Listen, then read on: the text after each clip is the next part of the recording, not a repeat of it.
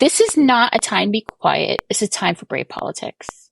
It's time to speak up. It's time to speak out. It's time for brave politics. We have to be less afraid about other people because then we let them win. We let them be the brave ones. And do we really want them to be the brave ones who say terrible things? Or do we want decent people to say good things, community building things, loving things, coming from a good place? Do we want to hear from them or do we want to hear from the terrible people? Because if we want to hear from the terrible people and we only allow them to have voices, then that's what we're producing. So I don't want that to happen. Hey friend, welcome back to the show. I cannot wait for you to meet our guest today. I am so excited to welcome my dear friend, Nancy Thompson. And this is a little bit of a long intro only because we don't get into it in the show. And I really want you to know who Nancy is. So Nancy is one of the fiercest powerhouse women who is the model of resilience and courage and bravery. And she also models for all of us what it looks like to stand up and to raise your voice against issues in the world that you have had enough of and willing to let go of your fears and insecurities and just step out of your comfort zone, raise your public voice and fight for change that is meaning to you, whatever that change is. So regardless of whatever side of the aisle you fall on, your belief systems or your ideology, I hope that you will take a hot minute here and just open your minds to the incredible teachings Nancy has to offer all of us today about facing our fears and becoming fearless, even in the midst of fear. So just a quick little bit about Nancy and her movement that she has built. So Nancy is a mom here in Texas of at the time, 16, 14, and 8-year-old. And she was so mad about school shootings here in Texas. Texas has had several significant and heartbreaking events here. Every day we send our kids to school, we don't know if it's the last day we're going to see them. Did we hug them enough? Did we tell them we love them enough? Do they know that they are special in this world? And Nancy was fed up with this feeling. And so one day she made a poster and she went downtown to the Texas Capitol in Austin as a protest of one to let Governor Greg Abbott know just how pissed she was. She was inspired by MAD and Shannon Watts, who's incredible and who's the founder of Mothers Demand Action, which is another movement against school shootings. And when Nancy wrote the sample draft of the poster, she realized the acronym was MAGA, M-A-G-A, Mothers Against Greg Abbott. That's what she wrote on the poster. And because she was a mom, all she was trying to do that day was keep her kids safe. And today, she's fighting for Texas families and keeping all Texas children safe. That's really where she started and where she's continued to go. So I just want to let you know that she is a rare gem who still holds out on that dream of getting people of all opinions and ideologies and belief systems to sit down and to really talk to one another. And even more than that, she really focuses on listening to each other, to hear each other's stories and why it is that we believe what we believe. She is kind. She's willing to listen to anybody with a different perspective, as long as they're not ugly. She's willing to listen and consider. And she has this gift of not only hearing other people's sides of the story, but also articulating in a clear and wise way why it is that she believes what she believes and the reasoning behind it. So even if we don't agree as a listener to her, belief systems or ideology or politics or whatever, that's not why we're talking today. We're talking today because she models what it is to talk to people from different perspectives and to respect each other and love each other and consider why it is that we all believe what we believe and how can we come together and actually just solve problems. Because all of us from this perspective, we're all moms, and especially in Texas and the states that have the majority of the school shootings, we're terrified, and it hasn't gotten better. It hasn't gotten better. I was one of the first responders to the Uvalde shooting from my vocation. And that was heartbreaking. And I'm a first responder. So that's what I did, and dealing with trauma and people and tragedies. So that's my gift, but it was still awful. And I was still a mom. This is a big deal. So I'm just grateful for Nancy and the work she's doing. And I hope that she continues to make significant change.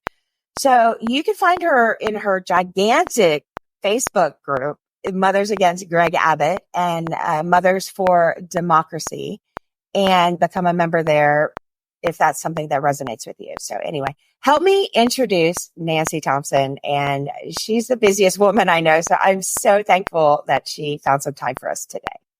Awesome. Enjoy the show.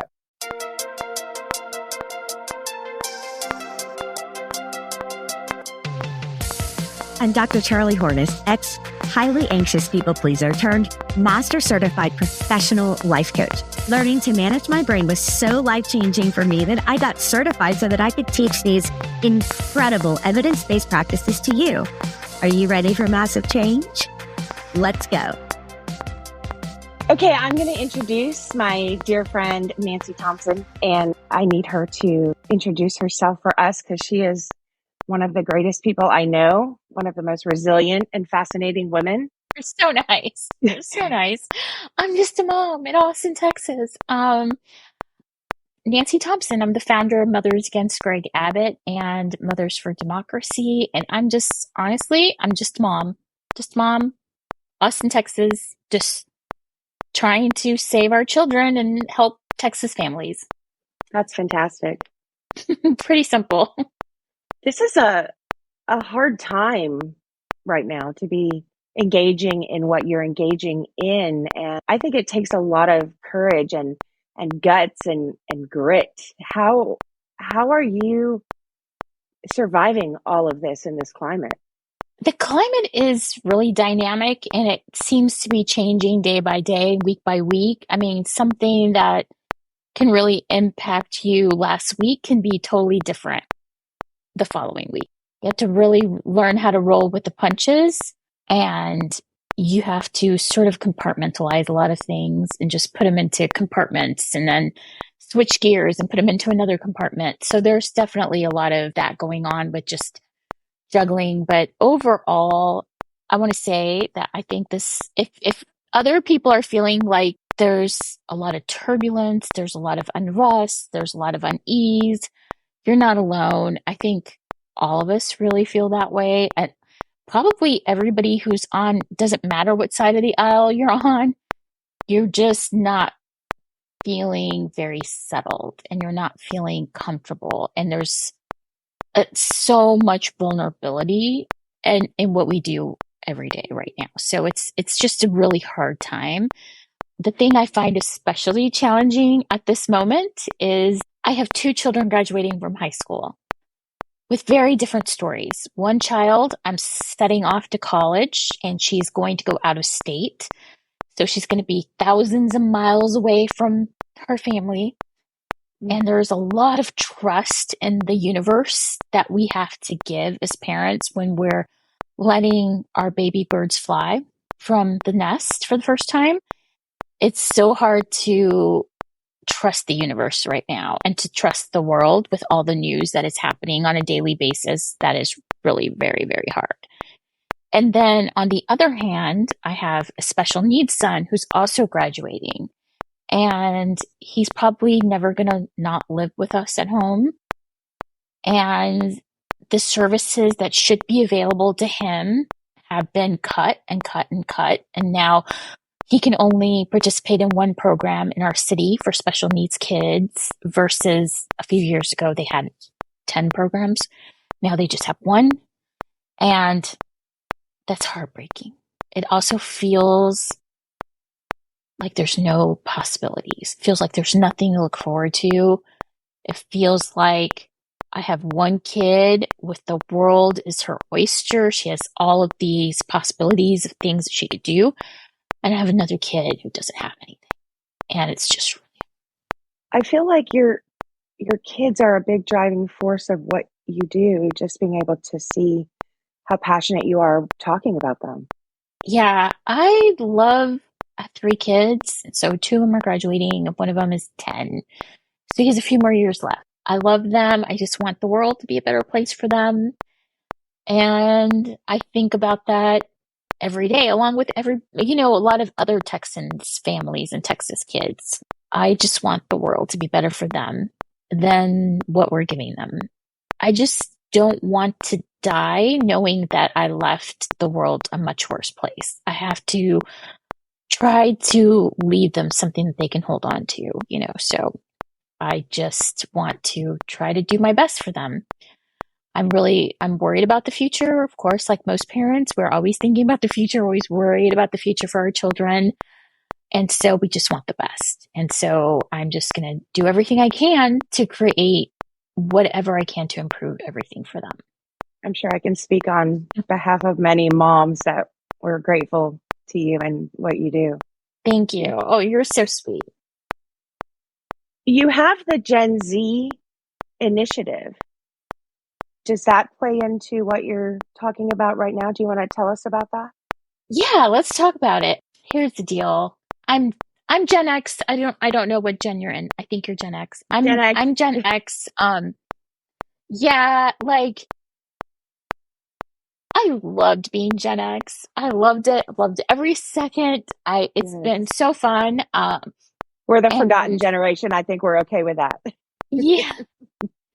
In some ways, yeah. And in some ways I'm like, hey, what about us? To have these moments. But I'm a Gen X mom. I have Gen Z kids. I just really feel like this is a really good opportunity to support our children. I think they can have an enormous impact in this world. And I want to create that avenue for them to where they can go out in the world and have this enormous, amazing impact. I think that they are the future. I think that these kids are change makers. Also, we have to remember these kids are our kids.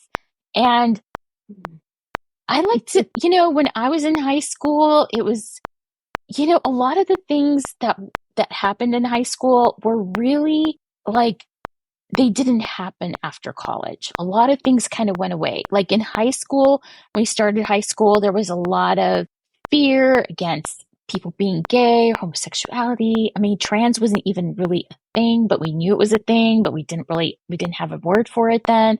Mm-hmm. And then by the time I graduated from college, the world really had changed. There was a lot more acceptance.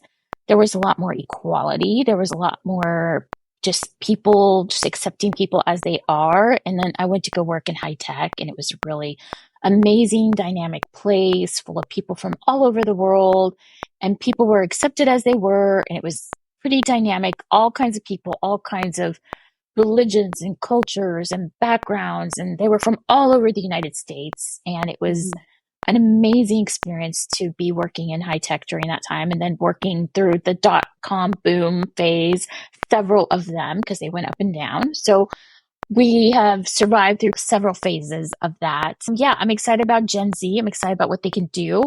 I like to think that the fact that our generation evolved has had a positive impact on how we have raised this generation of kids. Because for the most part, I do think that this generation of kids is really open-minded. I mean, there are kids, they're really well educated. They like to have arguments at the table about issues. They have very diverse friends. The friend groups that they have include everyone. I mean, include so many different religions, so many people it's a very diverse group. And my kids don't even care if somebody comes out as gay, they're still going to be friends with them. They don't care. Whereas when I was in high school, they were gay people were definitely treated differently. And I see how my children just accept everybody. And I think that that's amazing. This is what we want. We want acceptance. Yeah. We want to let all of the children know that we accept them as they are and we love them as they are. And I think that that is really something that our generation, Gen X generation, made sure that we didn't have a lot of what happened in the 80s continue on into current times. We just want to make sure that we evolved. And so I think that's really important. I mean, a lot of things that were wrong, we've been trying to correct. And I do think it's our generation who's been trying to do those corrections, without a doubt. Absolutely. I find a lot of Oh, resistance from some older generations right now. I know I experience that in my field, just constant brick walls everywhere. And I feel like our generation is a little different in that regard. yeah, absolutely. Without a doubt. It's been kind of an interesting week. So I don't know when this podcast is going to air, but this week was the week where all of the colleges are protesting and the police are coming down. They're arresting the students. There's a lot of stuff going on. And some things that I'm hearing from some of the older people are like, those darn kids, they shouldn't be doing this and they shouldn't be doing that and blah, blah, blah, blah. Yeah. And I don't know. I have a different take on things. I have to say, while I don't always agree with every single protest on the planet, I don't always agree with it, but in the United States, we have the right to protest. And that is our First Amendment right, which is the freedom of speech and freedom to protest. And we were actually founded as a country based on protesting. That is the very core of everything that we do as a country, as a democracy. This is how we got started. So it's super important to me to say, you know what? This is what we do.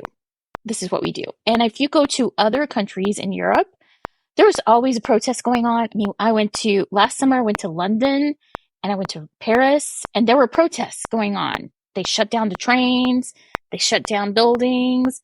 There was stuff going on. Was I inconvenienced? Yes, I was. I did not get to do one trip that I had planned. I was definitely inconvenienced. Was I happy about it? I wasn't happy about it. But you know what? Things happen and just, but protests happen and it was sort of it's sort of an accepted thing in society there. Whereas like in America, it's not as accepted, believe it or not. But we were the original instigators or agitators in this whole thing. And this is what we're based on. I mean, America's based on a protest. So when I see these students protesting, I think they're practicing their First Amendment rights. And honestly, I'm going to have a total honest conversation here. When the January 6th protesters were out peacefully protesting, they were just doing what they wanted to do. They had the right to protest. What they did not have the right to do was to vandalize the Capitol, the violence, the things that kind of came afterwards. That's the problem right there. When they were like trying to hurt people, that's the problem. That is the problem. So I think that there is like a fine line and we should always be on the side of peaceful protest, no matter what. I think when they cross that line is when things get kind of crazy. And it's really kind of hard to gauge if there's a bad guy, there's a good guy. And the thing is that sometimes there isn't a bad guy and a good guy, but like our mentality is always like, oh, there's always a bad guy. There's always a good guy. But here, it's so super complicated, especially the issue that they are protesting right now. It's super duper complicated. And it is very reflective of the protests that we saw in the 60s. Is it exactly like what we saw in the 60s? Oh no, it's totally different, but it is reflective of the same type of protests that we had seen before. And I think that through history and time, when students rise up and they protest something, we should all be paying attention because usually they're right. I'm going to say that. I think historically, they've been right. They've been fighting for the right for speech, whatever. I mean, we have to remember that students protest in Tiananmen Square, the student protests in Kent State, the student protesting like all over the United States during the 60s. The New Spring, that was a lot of students. They're trying to tell us something.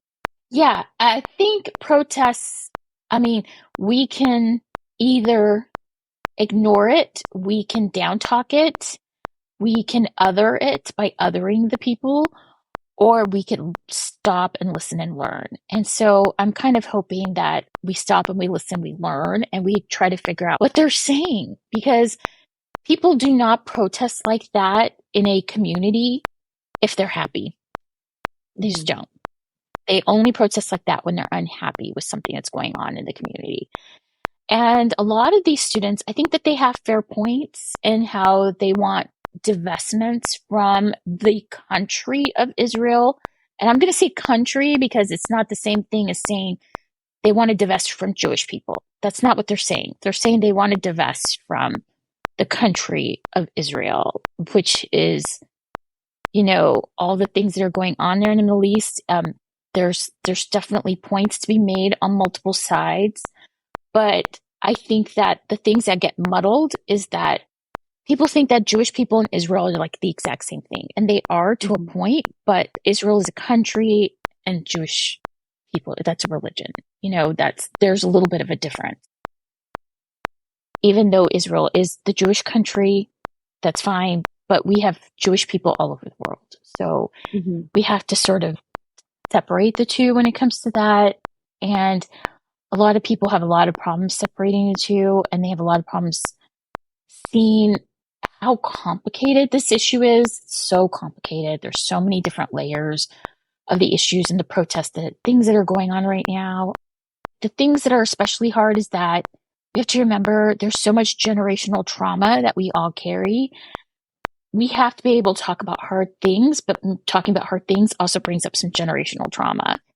And some people can have enough critical thinking skills, like they can think things through and see multiple viewpoints, and some people just can't. They just can't think things through and see things critically from somebody else's shoe or a different viewpoint. And the inability to be able to use your critical thinking skills and put yourself in somebody else's shoes in different positions is what's really hurting us right now, because it's so much easier to other people, and to othering is it's an easy thing to do at the moment. The hard thing to do at the moment is to engage with people who are different from you and have deep, heartfelt conversations. And those deep, heartfelt conversations can happen because I'm going to give you an example. I talked to someone recently, and they came to my house, and we're having this conversation, and they said, "Oh, and all these people, can you believe what they're doing to the Jewish people and all this stuff?" And then the next sentence, they spoke really poorly about Netanyahu and how much they do not like Netanyahu. And I said, "Do you realize the protesters also don't like Netanyahu? So you both don't like Netanyahu. Do you realize that, right?" And he's like, "But they're against Jewish people." No, they're not. They're not. They're mostly against Netanyahu's, the way that he is just handling all of the issues and stuff. They're really against that. So I was trying to find really kind words to bring her to the table to explain some of these issues. And it was hard. I just think it's hard. I think it's hard. I think it's really hard. And my very good friends are Jewish, several of them. I have several very good friends that are Jewish, and I am Christian, and we have friends that are Muslim as well. And I can see so many different variances, but what I don't want to do as a person right now is necessarily choose one side over the other, because my heart is so broken for both sides. And when I think about it, it just breaks. When I think about the people in Israel who were killed in that initial bombing last October, that bombing, and how awful it was, it makes me want to cry. And then when I think of the 2-month-old who died from starvation in Gaza, that makes me want to cry. And when I think about the fact that my daughter, who has friends that are Muslim and friends that are Jewish and friends that are Christian, and when she comes home crying because her friend group, who have been really good friends for 5 years, when they no longer get along because they're fighting about this issue, it just completely breaks me. I don't know what to say, because I think the things that break me is that there is no right answer. There's nothing that I can say or do without somebody putting me in a corner and making me choose a side or blaming me for something. And I just feel like our hands are just tied. I hear two things. The first one is there's a lot of difficult topics that you in your field obviously have to address or is brought to you. You can't even not address it. But the other thing is I'm hearing issues around communication, because it sounds like these issues, like it's all subjective based on our own story, our own experience, what we were raised to believe. That's how we come to the conclusions that we have. Everyone does. And we're all heroes in our own story. So we're never the bad guys, right?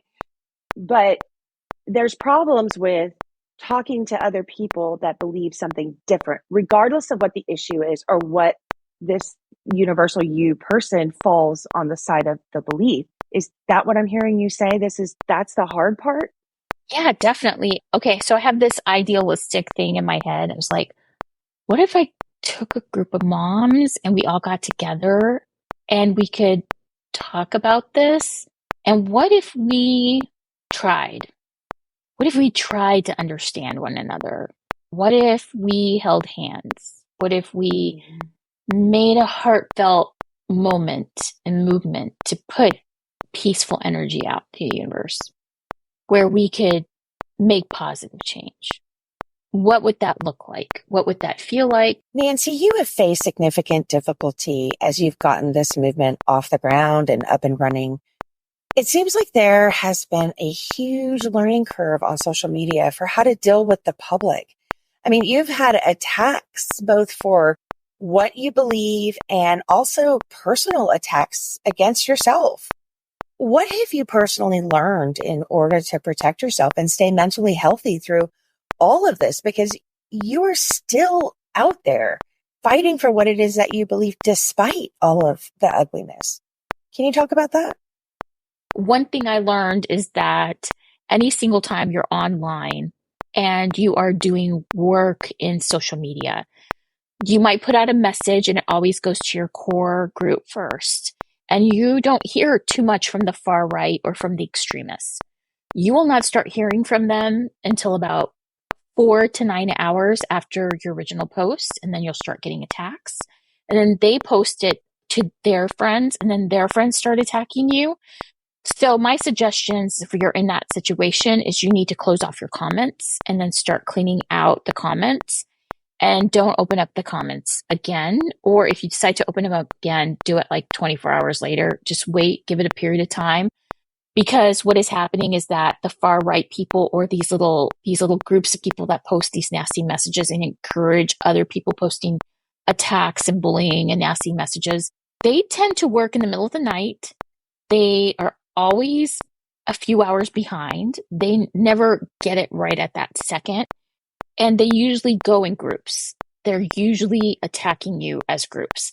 And then when we trace the IP addresses, it's pretty clear that some of these people, they work in the same building or same location. So these are obviously troll farming that is doing a lot of the attacking. So I think once we realize that, we're like, okay, we don't have to worry about this. We can kind of take this down a notch. And so I think that, yeah, while we should be worried about some extremism across the country, for the most part, the real crazy nuts are not there. They work in like, they're scared. They don't ever show their faces, that kind of thing. And I don't really think that we need to be as scared about them online. But there are some scary people online. I will have to say, I have a stalker, and she lives in a town very close to me, and she has put terrible things about me and my organization online. Almost all of them are lies, or they're just like half truths and not really explaining the situation. She is a troublemaker, and she has caused a lot of strife in the Democratic Party. And she's a Republican, but the Democrats are sort of like letting her have that platform and letting her talk for them. And that makes me crazy, because so many Democrats are following her because they like the drama.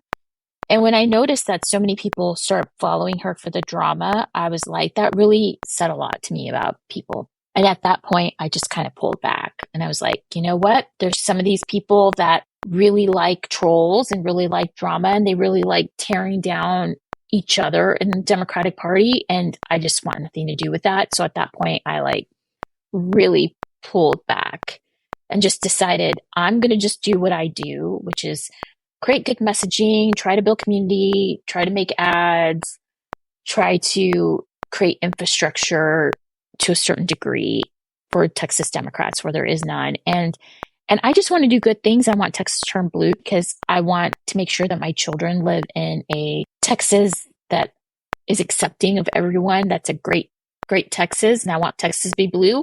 So I'm working on that. I had to do, again, fight or flight. I could sit there and I could fight with them, or I could have a flight where I just completely shut down. And I didn't want to do either one, but I didn't want to give them the benefit of my platform either. So I kind of had to take my voice back and had to take part of my life back. And I sort of had to make an announcement like, I'm taking part of my life back.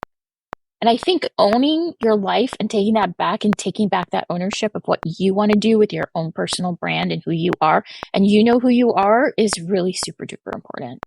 Because I just had to make sure that like this person who's been trolling me wasn't going to have the last word. They're not going to get the best of me. I mean, I do really good work and they're a crazy extremist troll Republican and they were not going to take me down. I was just going to keep on going and keep on trugging along. So that's kind of what I've been doing. So I think I've been getting attacked on all sides. That's actually a great lead in for a question that I've wanted to ask you about. This past spring, your organization put out an extremely powerful ad that I think went viral in days. But what followed was a significant amount of attack. And I remember you receiving hate mail and all kinds of threats. What did you do to get through that? Because you're still here and that must have taken a lot of resilience. How did you do that? So we put out an ad called Thoughts and Prayers. And when we put that ad out, it went out on Thursday and I got such a great response. We got great responses on Thursday and Friday. And by the time the weekend rolled around, there were threats. There were terrible things being said to me and about me. And it was all coming from the far right. And I talked to my team because it's hard to read those emails. It's like the impact on you and the impact on you psychologically is really hard. So we were looking at all those emails and we're like, where is this coming from? Like, let's figure this out. And we were able to trace most of the emails to 2 IP addresses. Majority of the emails came from the same 2 locations, which is crazy. It's so crazy. After that, we started noticing trends. And this is a trend that was also noticed by friends of mine they were attacked by the libs of TikTok. They said they only work in the middle of the night. And I was like, okay, I'm going to start tracking this stuff. And sure enough, when it's in the evening, all of a sudden the Republican trolls get online and they start attacking you for stuff. They start doing like takedowns and messaging you and retweeting your things and saying terrible things. I learned a few things from this. I learned that most of this is coming from a few farms. So these are not actual real people. 2 is that it's coming several hours, if not days later. We noticed that we might put up a post and the hate mail might start between 4 and 9 hours after a post. A lot of times it's really late. It takes them a long time to actually say anything. It's one of those things. They're not the first people out the gate. They're really always very late. So there's that. And then you might want to put a post out. And once you start seeing the negative comments go on there, turn off your comments. Just turn it off because they will bombard you. They will bury you and stuff. It'll be terrible. Just turn it off. And they're going to get mad because you turn it off. And then once you turn it off, and if you get retweeted or something, you can go in there and you can start blocking people. That's just what you do. Yes, you just have to turn it off and you have to block people and you have to take care of stuff. And you always know that they don't operate on normal hours. They are always behind 4 to 9 hours. And most of it is coming from a couple locations. And once you realize that, then that kind of makes you feel a little bit better. Also, I do have to say, I did teach college once. I was teaching English in college, and I did an online course in college for 1 day or 2 days of the week the kids would go to computer lab and they would communicate not in person, but they'd be in computer labs all over the campus, wherever they wanted to be. We were, because the internet was not like a thing then, so they had to go to computer labs. Anyway, so they go to computer labs and we do all of our classwork and socializing in this computer lab environment. And when they did that, a lot of bullying started happening. And I was noticing bullying behavior with my students then. And I did a study on it, I did a paper on it. I talked to the lead professor, my lead, about this, and it's my advisor, and was like, hey, I'm noticing these trends with people online. So I have known since I was in my 20s that people, when they get online and they get on Twitter, Facebook, or social media, they become bullies. Those people in person might be the nicest people you ever meet, but then online, they turn into the devil. It's something clicks, and they are just awful. And they're there for the drama. They're there for the takedown. They're there for the comments. And so they want to behave as such. There's no decency online, rarely. I mean, that's just what it is. And it isn't everybody, because I don't want to generalize that's everybody, but a lot of those same people, they become different people online. They become braver. I think we might see real parts of their personality come out, and we just have to be aware of that. So I think people can be very different on social media than they are in real life. So on social media, that might be threatening your life. And then if you see them in person, they'll be like, I'm the nicest guy ever. I would never do that for you. I would never hurt you. But then online, they want to kill you. And they say terrible things and they call you terrible words. But in person, probably most of them aren't even brave enough to say anything to your face. That's just been my experience. I know there's people that are going to hear you say that and they're going to cringe and want to hide under a table. How do you not take stuff like that personal and stay up and ruminate for weeks? And I mean, I'm sure you do a little bit of that, but you wouldn't be able to function if you weren't having some kind of barrier or armor. What do you do? What do you mean cringe under the table if they hear that? From what? From about people? That getting that kind of attack on the internet, getting that level of comments, people just going at you. You get one comment and you worry about it for 6 days. Like, you sound like a superhero. Yeah, I don't know. I don't feel like a superhero, but I do want to say this about it. This is not a time to be quiet. It's a time for brave politics. It's time to speak up. It's time to speak out. It's time for brave politics. We have to be less afraid about other people, because then we let them win. We let them be the brave ones. And do we really want them to be the brave ones who say terrible things? Or do we want decent people to say good things, community building things, loving things, coming from a good place? Do we want to hear from them, or do we want to hear from the terrible people? Because if we want to hear from the terrible people and we only allow them to have voices, then that's what we're producing. So I don't want that to happen. I don't want that to happen. So I want to hear from good people. We have to have brave politics. Brave politics is my answer. Yeah. They think that I am the enemy. They actually have called me enemy numero uno. They told me I'm on the enemies list, and I'm not. If I was their enemy, I wouldn't be working this hard to turn Texas blue. I just wouldn't be. It's too bad they don't see it, because we could be so powerful if we all work together. One of the things that made me admire you in the very beginning when we met was when you were attacked for not being extreme about a belief. And you said, these are opportunities to educate other people that don't believe these things. And it doesn't matter what the thing is. When I heard you say that, I was like, anyone can take that advice and sit down and have a conversation and say, let me tell you why this is important. Not you're a blah, blah, blah because you don't think this thing. Well, maybe that person doesn't understand. I don't know, doesn't have experience with it. There's so much that people don't have experience with. And I love the teacher in you that came out. The art teacher showed her head. Yeah. Can you talk about that perspective? Absolutely. There are so many new terms and so many new types of terminology for all kinds of things on this planet now. For example, I learned a bunch of new terms for the new type of fascism that we're seeing right now because I'm really taking some deep dives into fascism. And I didn't even know some of these terms. And I was like, oh my gosh, where'd this term come from? And where did that term come from? And I'm constantly learning.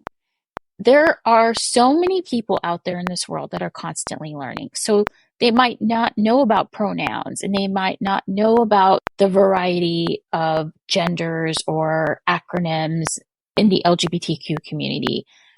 And what we shouldn't do is we shouldn't shame anybody. We shouldn't shame them. We should say, oh, they're trans. This is what this means. Or they use these types of pronouns. And I understand you might get them mixed up and that's okay. But, if you kind of catch yourself, maybe you can remember to use them. But if not, it's okay. Like, that's fine. But no one wants to be shamed into it. And I think that's one of the things that the Republicans picked up on is that they were being shamed, I think, for maybe not recognizing people's pronouns. And then they turned it all on us. But I think if we go into any kind of community that we go into and we go into it with the mindset of we're there to educate them in a kind way, I think the reception of what we do and who we are would be a lot better. That really is it. I actually was talking about this last night. I'm working on a project, which I'm really excited. It's going to roll out soon, but I'm not going to tell too much about it. This is going to be a benefit to all Texans, especially rural Texans, all Texans, because we were all hit really hard during the big ice storm, the freeze here in Texas. And we have an opportunity to file some lawsuits and get some of that money back, which would be so exciting. And so I'm working on this initiative to help everyday communities across Texas file their claims so they can get more money back from the freeze because it impacted all of our utility bills, every single person's utility bill. And it impacted their lives. Some people's houses burnt down. Some people had dust in their family. I mean, it was absolutely horrific. So I was talking to somebody last night. And I was just saying, Democrats need to go out into the community and they need to remind people who we are. And who we are is, as I tell everybody, who we are is WWWD. We show up. What would Willie do? We all need to start showing up like Willie Nelson in our communities. We need to start on the ground, talking to people, having face-to-face conversations, and showing up as Democrats, wearing our shirt that says, I'm a proud Democrat. Because the thing is that when good things happen in our communities, chances are there's a Democrat behind it. And that is my philosophy, and I'm going to stick to that because I have yet to be proven wrong.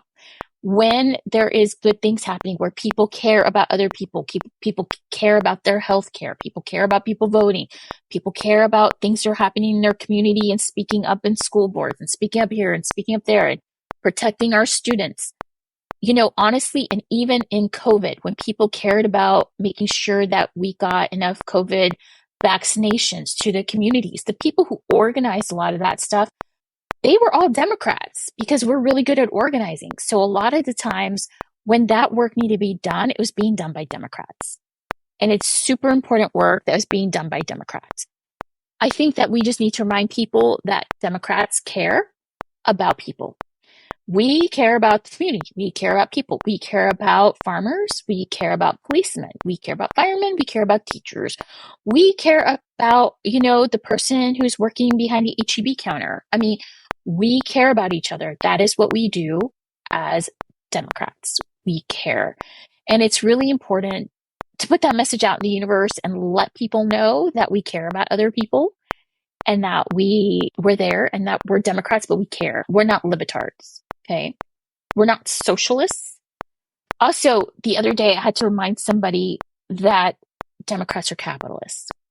I had a phone call and I was interviewed for an article in the Texan, and it was about superintendent pay. They wanted to know how I felt about superintendent pay. So this is how I feel about superintendent pay. We have individuals that go to school. They go to graduate school. They go to beyond graduate school. They go get their PhDs. They are experts in their field. They manage thousands of students. And when they're negotiating a pay for this role or position, it's a free market. We like free markets, right? Because we're capitalists, right? Because Democrats are not just Democrats, but Americans. We believe in a free market. Free market, isn't that like a Republican thing? Don't they love the free market? So part of the free market is that we can go and interview for a job and negotiate our salary. So when the superintendents go and they interview for jobs and negotiate their salary, they're in the free market.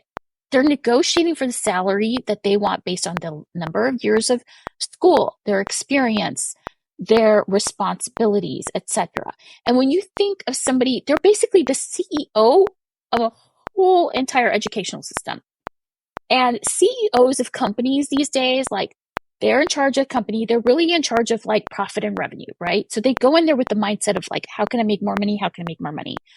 Superintendents do not go into the universe with roles of how can I make more money? Superintendents go into the roles of how can I take care of my teachers? How can I take care of my students? How do I take care of these employees? How do I manage, logistics? How do I manage the budget? How do I manage this? And so many times, superintendents are the accountants. They have multiple roles. They're the counselors. They handle so many different roles. It isn't the same thing as a CEO. So if a superintendent is getting paid $300,000 a year, but they manage 70,000 students and staff, the amount of money that they're getting paid per employee is the market. It's set by the market. It is what it is. And it's pretty reasonable considering the market and once you divide it up by levels of responsibilities. So I just think it's really important that we remind people, just because we're Democrats does not mean we're not capitalists. Just because we're Democrats does not mean we don't like a free market.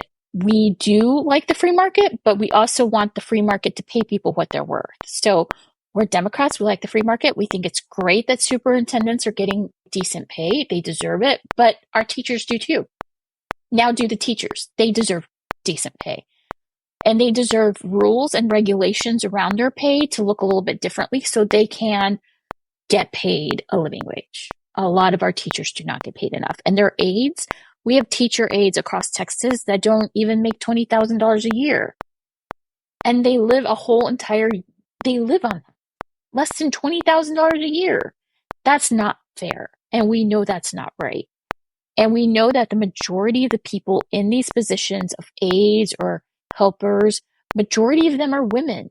And it's because our society has said it's okay to pay women less. We need equality in wages as women because it trickles down to every single corner and crevice of our community and society.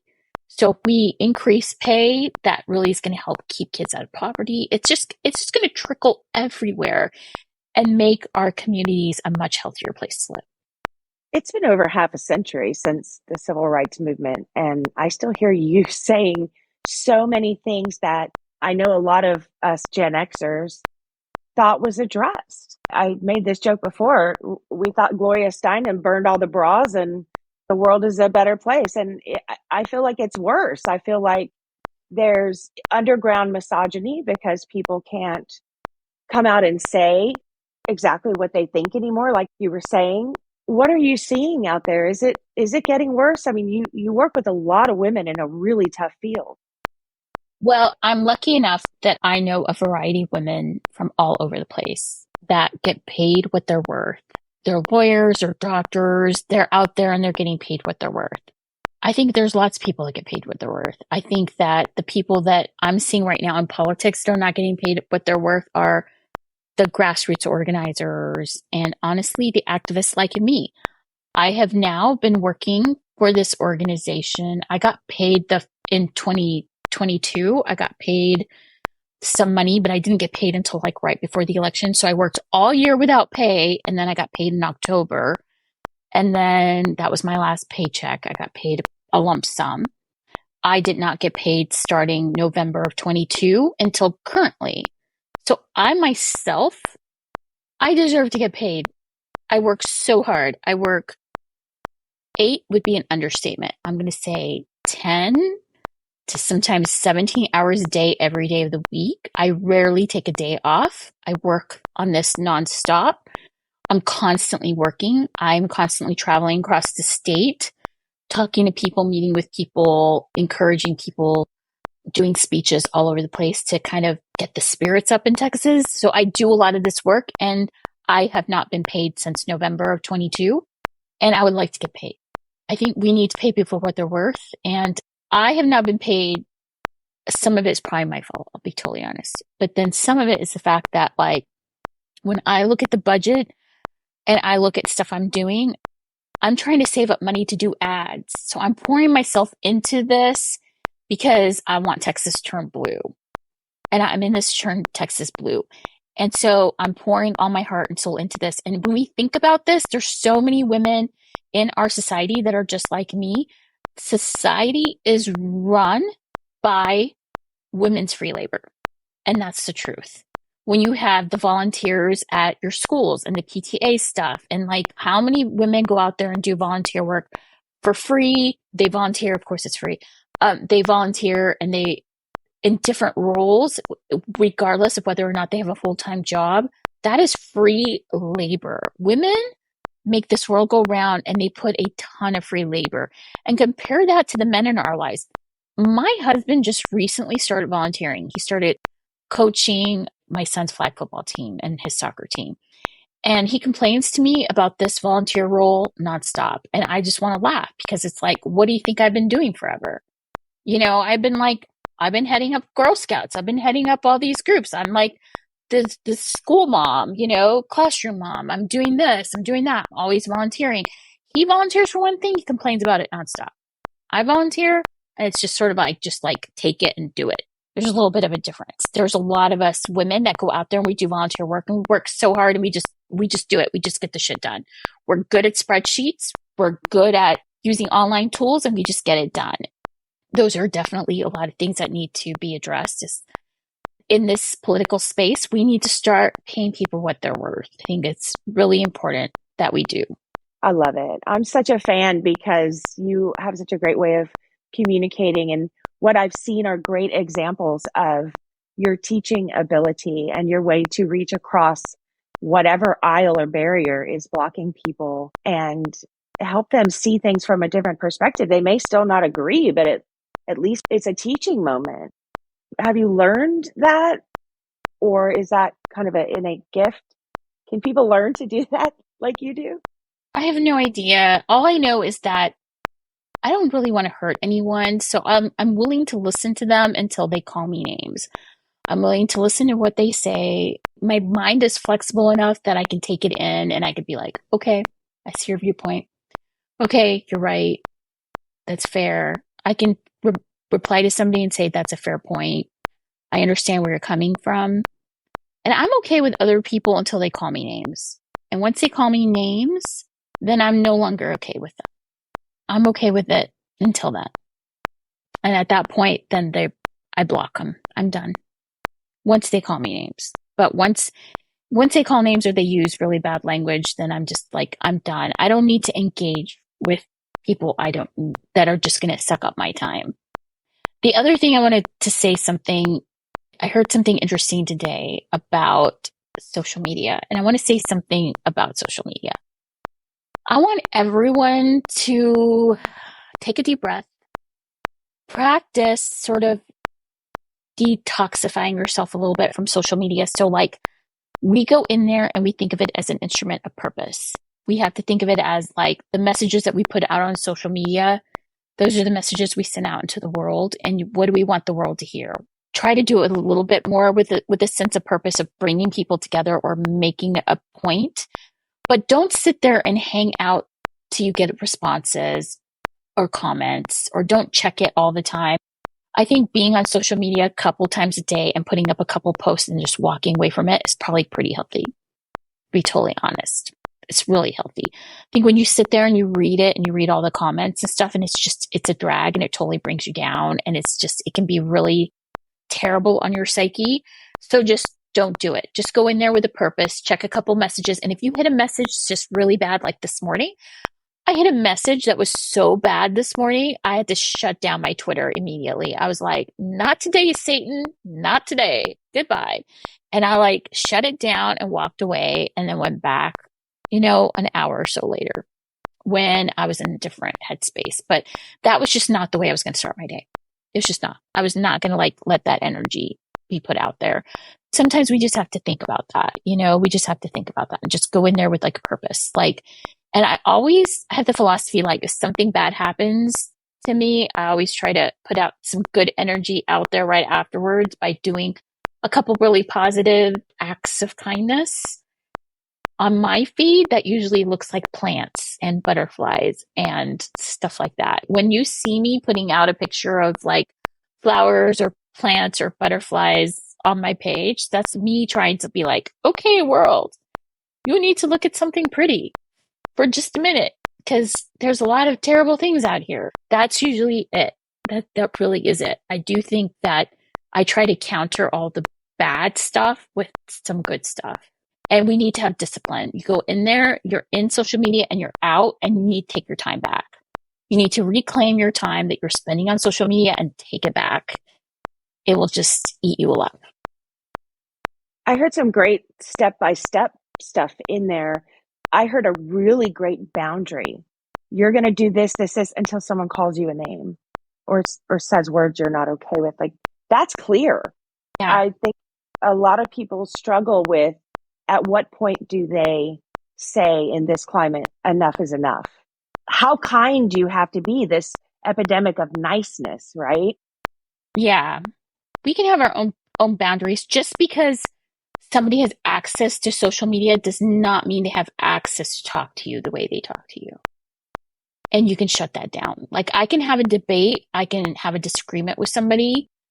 I have made Republican people actually stop and think about where I'm coming from several times, because we were able to have that conversation in a respectful way. And then they responded with wow, this was actually a very respectful conversation. I'm yeah, it was. I'm not a jerk. We can have a conversation. But once they call me a bad word, it's over. It's block, because they were never there with good intentions if they were going to do that. Anyway, that's just how I feel about it. Do you think social media is playing a part in this divisive atmosphere we have? People are, like you said, they're not themselves.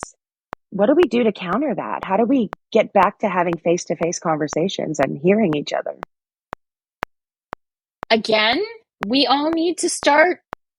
COVID, even though it's not over, it's sort of over. I mean, we have a workable situation now.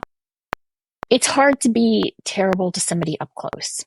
I learned that from Brene Brown. It's hard to say something bad to somebody when they're up close to you.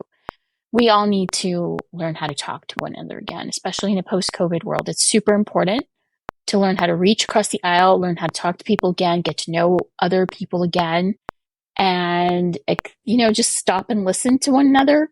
And we need to do that. So I'm kind of hoping that we're able to start that again. I think it's very, very important. Social media leads to depression, leads to anxiety. And I know that many, many times I have logged into social media and just immediately went into fight or flight, or just something happens. And if this is happening to me, an adult, it is certainly happening to our children. It's certainly happening to everybody we know, where they see something on social media and they just immediately want to shut down. It would be so much easier to get together in person and feel good endorphins from seeing people in person, because you do get really great, good feeling endorphins from being around other people. And that's what we need to encourage these days. We need people to start seeing each other up close. What kind of advice do you have for the folks coming up behind us, the Gen Zs and the younger millennials that are struggling right now? You've had such amazing experience. I don't really know if I can give advice other than when I was a Gen X, they thought that our generation was never going to go out and vote. And then we grew up and we all started going out and voting. I'm seeing a lot of the things that people are saying about Gen X, that people said about Gen X, being said about the millennials and Gen Z. I would just wish people would try something new, honestly. Instead of telling them what they're doing wrong, why don't we just talk about what they're doing right? Okay? I think we should focus on what they're doing right and encourage them and focus on the good things, because when people hear good things about themselves and their generation, they want to do more good things. Nobody wants to go out there and do good things by other people talking and saying terrible things. So I just want to encourage them just to keep up the attitude. I want to encourage them to vote. I want them to register to vote. And I want them to admit if they do not know how to vote on, they don't know who to vote for, they don't have information, I want them to go look at our website and go look on Vote 411 or the League of Women Voters or look at our endorsements. I want them to know that they can go into a voting booth and not feel like they're stupid and don't know anything. We can educate them. And we can educate people and other people by not shaming them and not making them feel stupid because they don't know all the issues. We need to meet them where they're at, no matter who they are, and no matter what age group they're in or how old they are or anything. I just think we should just educate people and meet them where they're at. I love that.